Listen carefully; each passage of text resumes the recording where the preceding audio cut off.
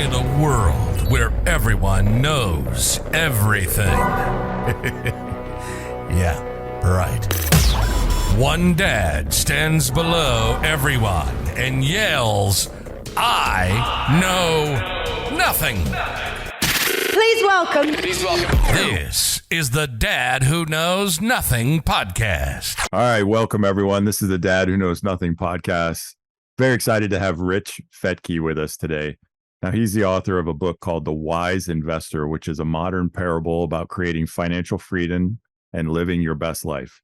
He's a licensed real estate broker, active investor, and co-founder of Real Wealth, which is a real estate investment group that helps its 60,000 plus members improve their financial intelligence, secure passive income, and obtain financial freedom. So glad to have you on today, Rich, because I'm really interested in learning more about this book and the great work that you're doing in helping to support your clients and those that want to learn about investing. Thanks. Good to be here. I'm another dad who knows nothing. So it should go well. Yeah. So maybe we'll be able to learn a little bit today. And right. I hope so. Be a little bit more than nothing. Nice. Yes. There we go. All right. So the wise investor. Well, first, I always like to start with, tell me your journey. I know you have a great story about something that could have, been, the end of your life early on. Can you tell us that? Can you tell us what brought you to this place where you're now helping others to find financial freedom? Yeah. And the reason we got into investing, actually real estate investing, it was 20 years ago. I had a thriving coaching practice, a wife, two wonderful daughters. I just signed a book deal with Simon & Schuster.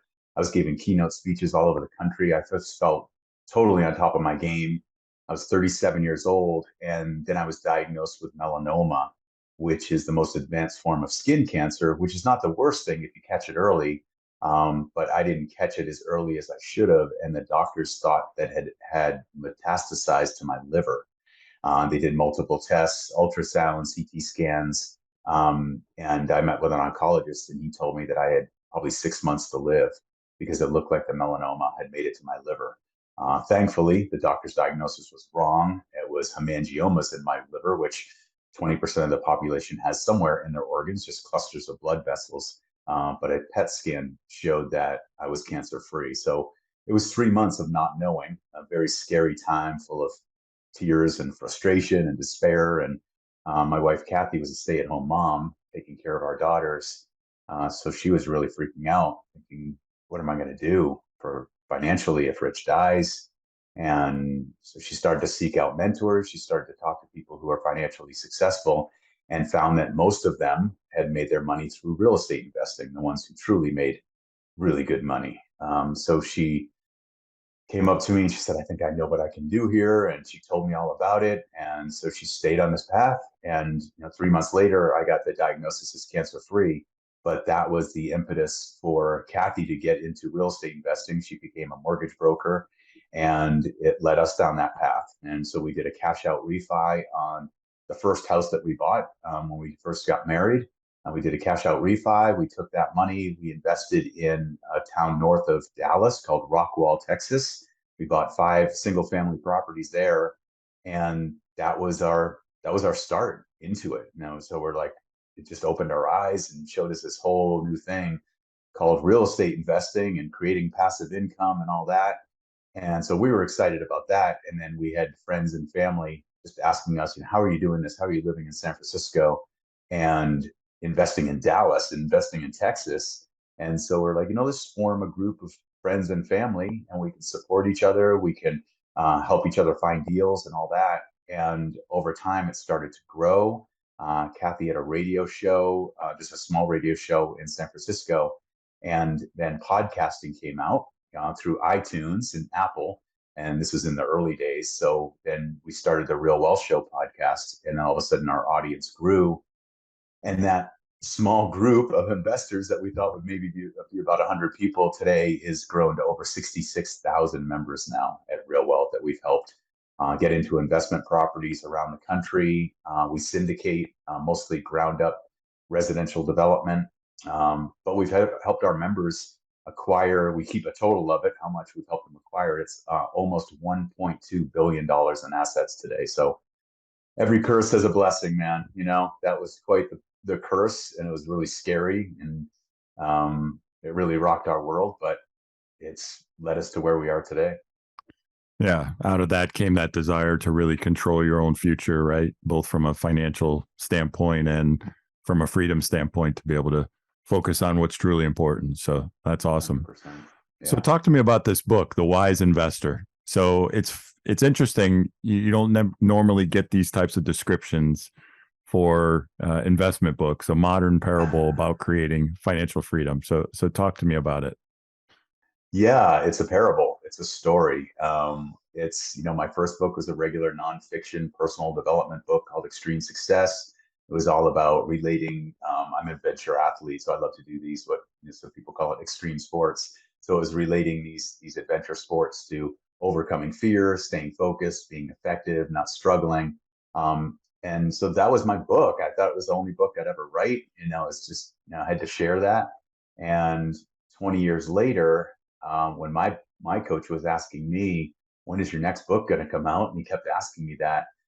I said, I think the only thing I'd want to write really that would be desirable would be a story, because I love this whole thing about the hero's journey and Joseph Campbell's work, and all this thing about writing a really good story. And I also know that a story emotionalizes information. It inspires us to take action. And as someone who was a coach for 20 years, I know that action is key. So I wanted to write a book that people would, number one, finish, and number two, would take action after they read it. So that's why I wrote a parable, something that would inspire people to see themselves through the protagonist in the story. And in The Wise Investor, the protagonist, his name is Ryan Brooks. And he's this guy he's a hardworking family man. He's got a wife, he's got a couple kids, and he's making a good six-figure income, maxing out his 401k, but he doesn't have time for his life, for his wife, for his kids to be in better shape. He always feels like he's just, the harder he works, the less he makes, even though he's getting raises along the way.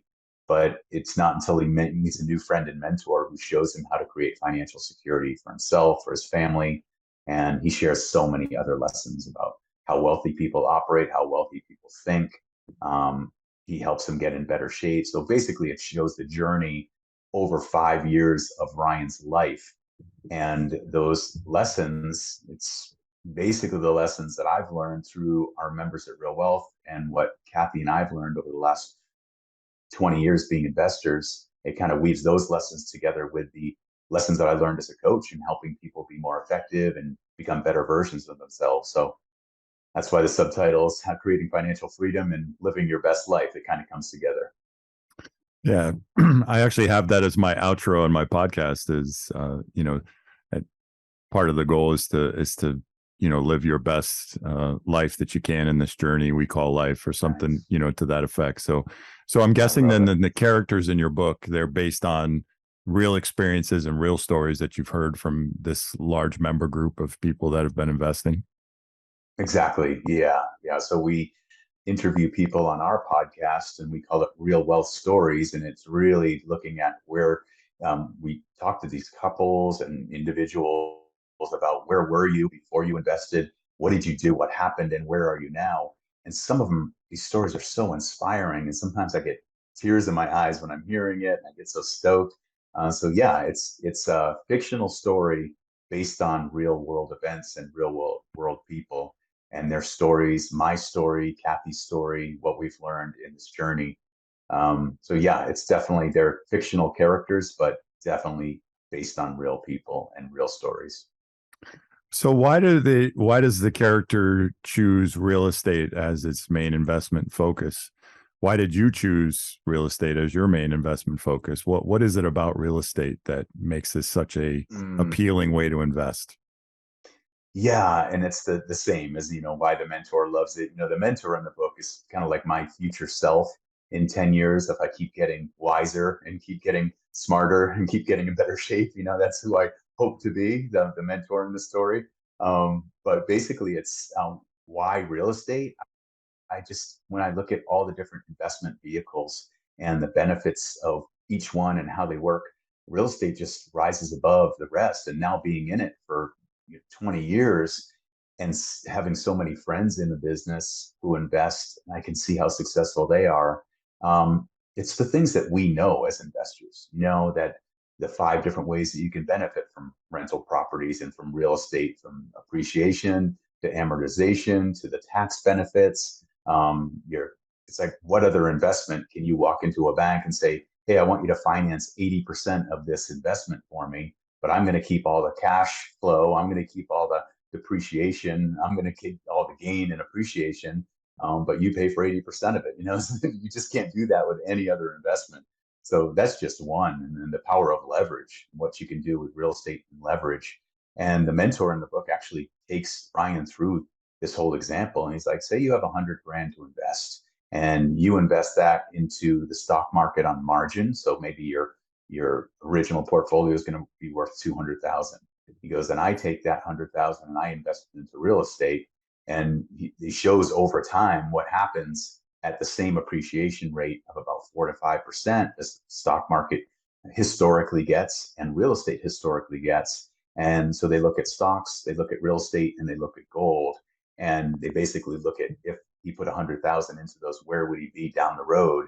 All things being equal. And real estate, this is almost like a 9 times return on his investment in the end. Whereas the stocks do well, he basically more than doubles his investment, but nothing compared to real estate with the leverage and the cash flow and all that good stuff. So that's one of the reasons. So are we talking about most of the investing that you're talking about? Are we usually, when most people think about real estate investing, they think about it in 2 ways, right? They think about it buying a rental property and getting some of the passive income from rents that your tenants are paying you, or they probably think of it in the other way, where you buy a property that's maybe distressed or needs to be fixed up, you fix it up, and then you sell it for a profit. Are those the 2 main ways, or are there other ways that you are utilizing real estate as an investment? Definitely other ways. Definitely our primary and what got us into real estate was single families, and then we went to duplexes and 4 quads and all this stuff, and then we kept going on, Kathy and I, and we have friends, everything from multifamily to self-storage to mobile home parks. We have friends, and we've invested in all of these things. So it's more about the hard asset, really. We love business. I think investing back into your business is also a huge way to create financial wealth and income. But when it comes to that, it's something about having a hard asset that doesn't vaporize. And we're invested in the stock market as well. But honestly, I've invested in the stock market in the past and have had stocks go down to zero, basically vaporize. And that doesn't happen with real estate. I mean, it's very rare that would happen. Usually that asset might lose value, but if you hold it over time, it comes back because it's a hard asset. It's a real tangible thing. And, people like to live indoors. So, it's usually, especially residential real estate, it's a pretty safe bet for a buy and hold kind of boring investment, if you will. But over time, it just always works out. Yeah. So when you are, a lot of times when you're talking about fixing up a property, selling it for profit, you talk about sweat equity. I think a lot of people have like horror stories of like owning rental properties and having to, address issues with tenants and things like that at all hours of the night, problems and things. Is that been your experience? I mean, is there a little bit of that? Is it probably overstated sometimes on how much that comes in? I don't think it's overstated. I think it really, we have friends I have a friend who has flipped over 600 properties up in the, Seattle area. And it's a great way to make a lot of money, especially when you build your systems and you have your support and your team and all that. But it is a full-time job. To really do it well, you have to be focused and it's active. So, and then just owning a rental property, like, down the street or something, you turn your old primary residence into a rental property when you buy a new house. A lot of people do that. Most people do that, I mean, when most landlords do that, and they try to self-manage and they have to deal with calls in the middle of the night and everything. So what we do at Real Wealth and what we've done is teamed up with experienced property teams and brokers around the country who are in these emerging markets where people are moving, businesses are moving, the price of real estate is increasing, rents are increasing, all that good stuff, and they manage it 100% for like for us. That's the way Kathy and I invest, and then for the members of Real Wealth, it's exactly that. So they just basically, it's more of a passive investment. They get to go out, choose their investments. They buy a rental property. They say they buy a duplex or something like that. There's a property management team that manages the whole thing. They find the tenants, they vet the tenants, they do the background checks, they put everything in place. They handle all the maintenance, all that stuff. So mostly what the owner and the investor, all they do is basically look at their property management statement each month. They kind of check the numbers. They see the money going into their bank account. So that's more of the passive way to do it, whereas the other way would be more of an active. The Sure. active way, you can definitely make more money, right? Forced appreciation and forced equity by fixing it up, and that sweat equity. You can definitely make more money in the short term, but again, that money that you make in the short term is taxed at a different rate as well. It's taxed Right. more. So we're kind of like the boring investors, the buy and hold for the long haul, just over time, getting those. You can basically get 10 investor loans per person. And so a husband and wife will often they can get up to the 20 investor loans and own 20 investment properties. If some of those are duplexes or fourplexes, then you can really have a lot of doors. Yeah, and I think that is interesting to individuals who find themselves, that maybe want to still have their regular job or their regular career that they're doing, but yet they have some of the disposable income to invest in something like that, and with the thought that it's going to be built up over time as they invest into it. Yeah, exactly. Yeah. So a lot of people who come to Real Wealth are busy professionals. We started up in the Bay Area. Now we moved down 12 years ago. Can't believe it's been that long, but we moved down to Malibu, California 12 years ago. But when we were in the Bay Area, we attracted a lot of the Silicon Valley tech people. They have, basically today they call them Henrys, high earners, not rich yet. Right. So they're making a lot of money, but their money's like going right through their hands into their nice cars and homes and all that. So that's one of the big lessons in the book, really, is the mentor is talking to Ryan. He's really taking a look at, Ryan's talking about how he's made more and gotten these raises along the way, but he's got that lifestyle creep. They buy a bigger house. He's got a BMW, and then he goes and buys a boat, and he's not aware of his expenses. And Right. so I think that's one of the most important lessons that I've seen is so many people don't have an awareness of how much money they're spending, where their money's going. They don't have a personal financial statement, so they don't know their net worth. They don't know their monthly cash flow. So that's like lesson number one in the book that the mentor asks him to do, is to capture all those ongoing expenses to see what his lifestyle costs him. And then the next challenge is, how could you reduce those expenses by 20%? What things could you cut out that you don't absolutely need or love, or it doesn't really add a whole bunch to your life? And then that money, once you cut those expenses out, then all of a sudden you have more of that monthly cash flow that you can start to save up for. And then you can start to really invest and make a difference. Right. Yep. Makes sense. So one of the things, and obviously your company's called this, you talk about real wealth. Can you talk about what does that actually mean? It's the name of your company. It's doing well. A large group of individuals looking to utilize this company for investment in real estate. What does real wealth mean to you? Real Wealth, a term to us, and it's our purpose at Real Wealth. Our whole team is rallies around that, is helping people have the money and the freedom to live life on their own terms. It's that simple. And a lot of that came from what we went through and me not knowing if I was going to live.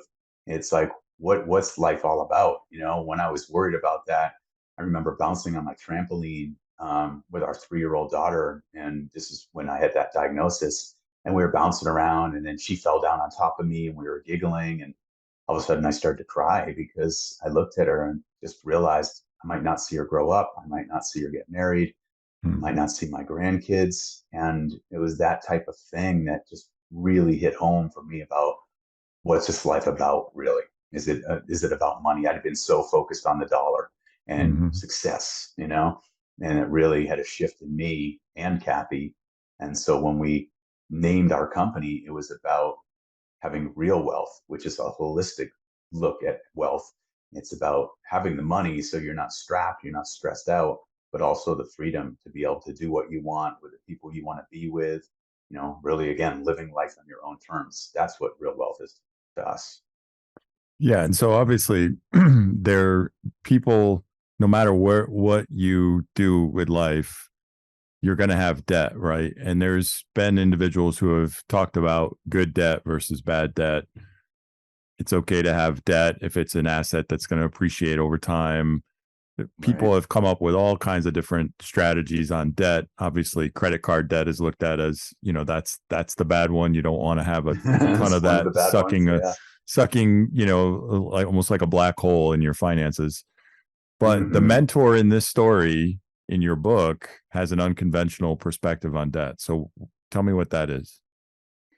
Yeah, it's similar to what you mentioned about the good debt, that thing, bad debt. It's like when you look at debt, and if it's going to bring you a higher return than the debt's costing you. So if you can get a loan at 6%, but you can get an 8% return on that money, or a 10 or a 15% return on that money, then that's probably not bad debt. It's good debt. But if it's a car loan that's costing you whatever percent, how are you going to make a return on that money? You're going to actually, you get a depreciating asset. So it's about appreciating assets is key. So that's one way and that's one perspective on it. But the way the mentor describes it, is that holistic approach to it. He's really looking at assets versus liabilities. And I think Robert Kiyosaki did an amazing job in Rich Dad Poor Dad talking about assets versus liabilities. What are assets? What are liabilities? In a financial sense, the mentor and the wise investor, he describes assets as anything that will bring you income or better health or more happiness or time. And a liability is just the opposite. A liability is something that's going to cost you income or health or happiness or time. So it's just a more, again, coming back to the real wealth focus, it's really being able to compartmentalize and just say, okay, is this an asset in my life? Is this person an asset? Are they gaining and are they adding to my life? Do they make me more fulfilled? Do they give to me? Do I give to them? Do we have this awesome partnership and friendship? Or are they a liability? Are they kind of toxic? Are they a drain? Is it all about them? Are they not a giver? And looking at that and saying, is this person an asset in my life or a liability? It's just one example. And you can start to look at your life that way. And you look at everything in your life of, is this an asset? Is this bringing more happiness or health or more time to me? Then it's like, that's a good investment. Or is it a liability? It's just like, this is like the credit card debt would be definitely fall into the liability. It's draining, it's costing me income. But the income, I mean, the asset side of things when it comes to time, that's a real big one. That's the big difference that I've seen the way wealthy people operate is they're constantly investing their money into freeing up time because they Mm, realize that yeah. time is something they can never get back. They can never get back. So they invest their money into freeing up their time so they can live life on their own terms. So yeah, that's the main focus. That's what the mentor is all about. Yeah, so I've heard it described as an abundant mindset versus a broke mindset. And a broke Mm. mindset will spend their time to save money. An abundant mindset will spend their money to save time.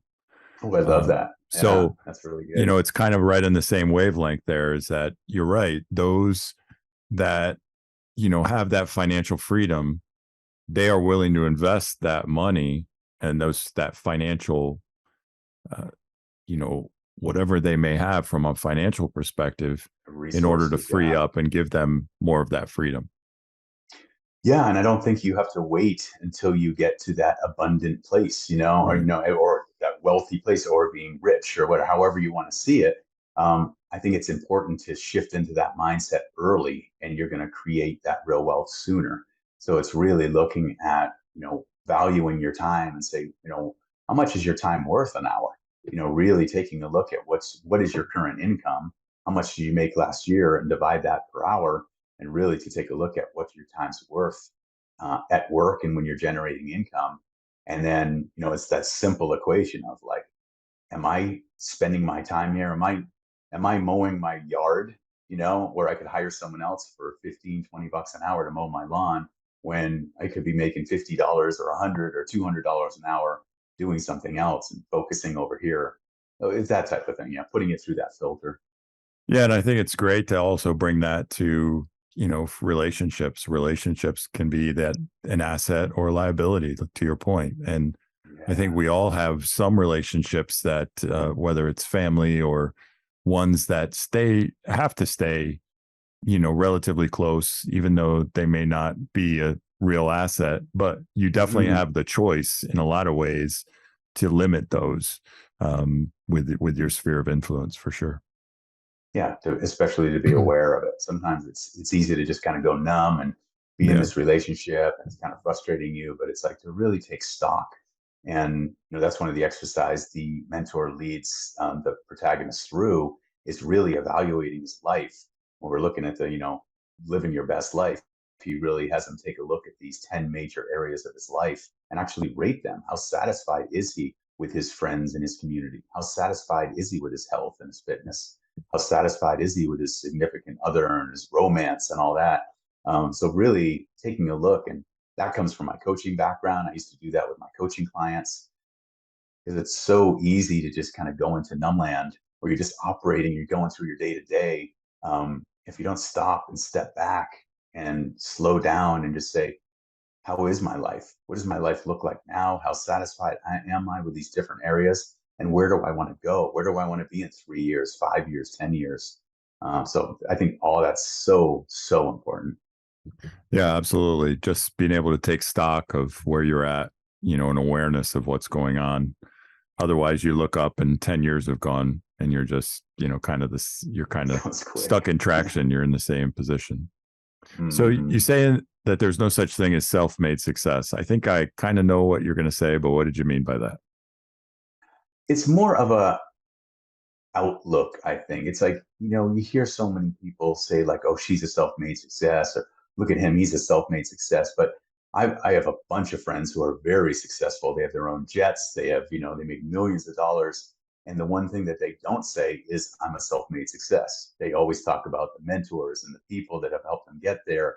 And the reason why it's important to be aware of that, and is to not get caught in the I'm going to be a self-made success mindset. And the reason why is, when you start thinking about I'm going to be a self-made success, you start to block, you start to filter opportunities and people and support that you could have that would move you toward your goals a lot faster. If you get in that self-made success mindset, you kind of, it's almost like Dan Sullivan's great book, Who Not How. He talks about not don't look at how can I do this, look at who can help me get there, who's got the unique ability and the talents, and they can move me toward this, and so I can accomplish that, or we as a team can accomplish this.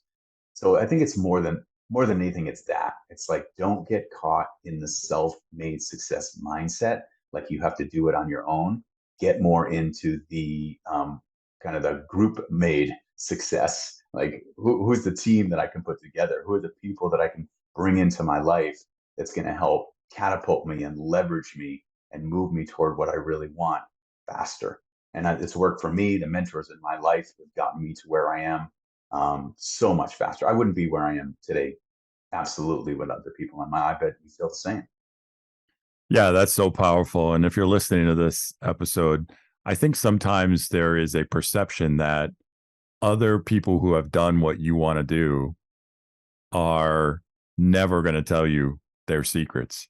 And what I've really found with other entrepreneurs and other people that have been successful and people that I've had on my show and people that they love helping other people. That's one Right. of the things Yeah. that I've seen almost consistently. And if they can help someone to not make the same mistakes and the struggles that they went through in a certain area, to lift somebody else up, almost to a man or to a woman, they're all consistently willing to do that. And I think Yeah. sometimes, to your point, when we get into self-made success, we feel like we have to struggle in order to get there.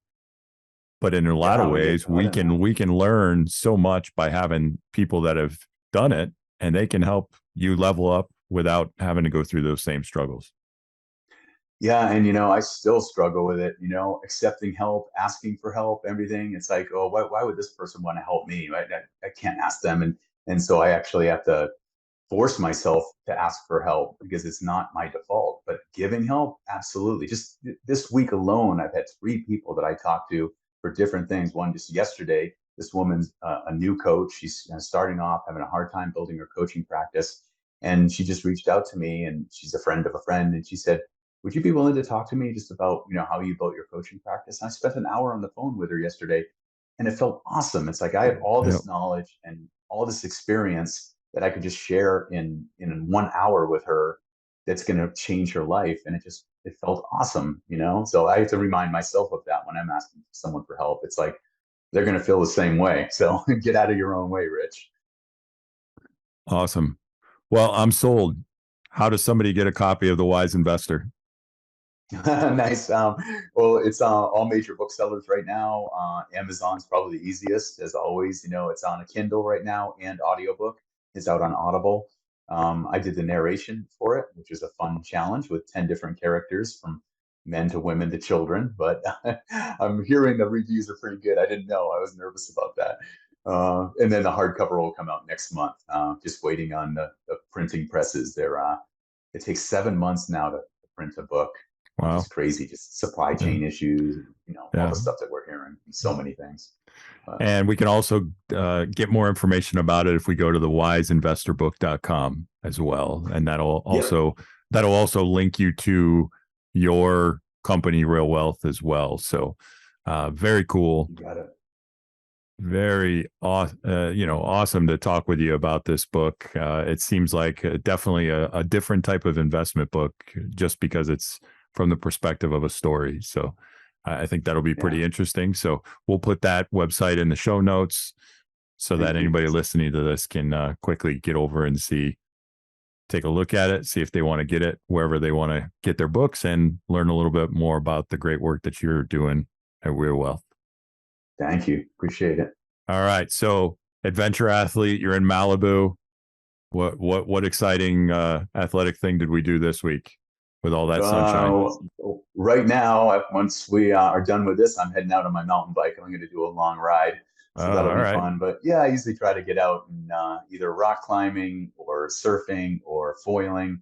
Those are some of my favorite things, In the winter, it's skiing. So those are the biggies. So do you go up to Tahoe for the skiing? Tahoe or Salt Lake City's a little easier. I used to live in the Bay Area. It was always Squaw Valley. Yeah. But here the easiest is flying to Salt Lake City. You got like 6 amazing resorts within a half hour. And we're actually doing a development in Park City right now with our company, building single family homes and townhouses. So Kathy and I bought one of those townhouses. So we are going to have an owner's closet finally, which will be awesome. Be able to have our skis up there, and that's going to be fun. Yeah, that'll be cool. So I'm in the Northeast. My whole family skis. I've even got the 6-year-old going with it. Would love to get out west and be able to ski out there. I hear great things. I want to go out and try it. So where are you, in the Northeast? We're in the Northeast. We're in Central New York. So we're pretty close to a lot of the Northeast. Killington, Gore Mountain. Yeah, Killington's where I learned. I grew up in Boston, so I used to go all right, Killington very good on my own and ski outer limits all the time there. And great place. And my mom's in Albany, New York. Oh, okay. Yep. That's pretty close to us. All right. Well, his name is Rich Fettke. He's the author of The Wise Investor, and he runs with his wife the real estate investment group called Real Wealth. So we'll put his website in the show notes. This was a great conversation. I had a good time talking to you about the book and the things that you're doing in that group of investment, individuals that you're working with. Sounds like you've truly found that financial freedom, came from a scary place, and now you're doing great things. Awesome to have a few minutes of your time, Rich. Thank you. It's a good time. All right. Thank you for joining us on our journey to learn about various topics. If you'd like to get in touch with the Dad Who Knows Nothing, connect with him at the Dad Who Knows Nothing on TikTok and Instagram, or Dad Knows Zero on Twitter. If you have a moment and you like this episode, drop us a review wherever you listen to your podcasts. Have a great day and enjoy your journey through this game called life.